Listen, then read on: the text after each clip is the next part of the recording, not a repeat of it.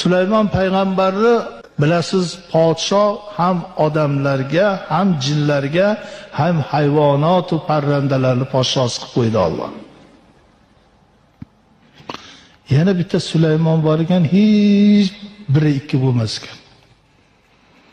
Sulaymon payg'ambar chaqiribdi. Bu yoqqa oting nima? Sulaymon.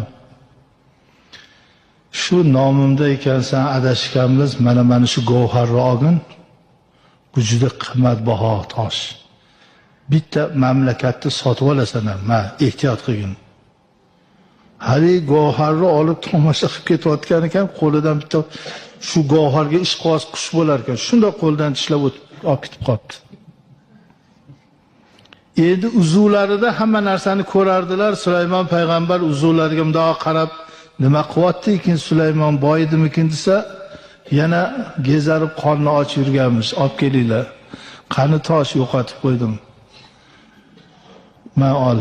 Bu ikkinchisi, ehtiyot bo'lgin. U yog'iga qistiribdi, bu yog'iga qistiribdi. Bir suvdan o'tadiganiga to'g'ri kelib qoldi. Og'ziga solib suvdan o'tayotganda bir nima bo'lib, ha deganiga og'zidan suvga tushib ketdi. Yana 5-6 kundan keyin uzuviga mundoq qarasa, Sulaymon o'shandoq olib keldi. Mana bu oxirgisi, bu dunyoda o'zi 3 ta.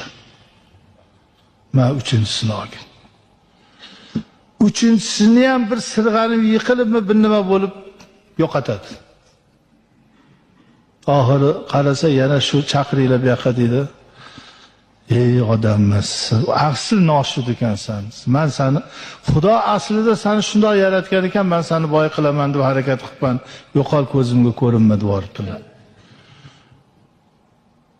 Haligi Sulaymon aytarmish, Alloh mingta payg'ambar, bitta Alloh bo'lolmas ekan. 40 yildan beri boqasan, a'zolarni bergansan, biron marta koyiymaysan.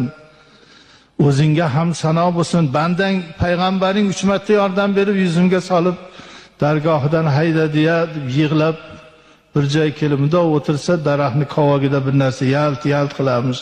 Borib qarasa, uchovini ham o'sha qush olib iniga qo'yib qo'ygan ekan. Buni Alloh berdi endi. Halini olib bir payt qarab qo'yishini ochdan deb uzukka qarasalar, qasr qurdirayotganmiz bir shaharda, zo'r kiyim olgan. Darrov oldiga borib, ha Sulaymon desa, ha payg'ambar, Alloh berdi, uchovini berdi. Alloh bergani abadiy bo'ladi. Yopishadi.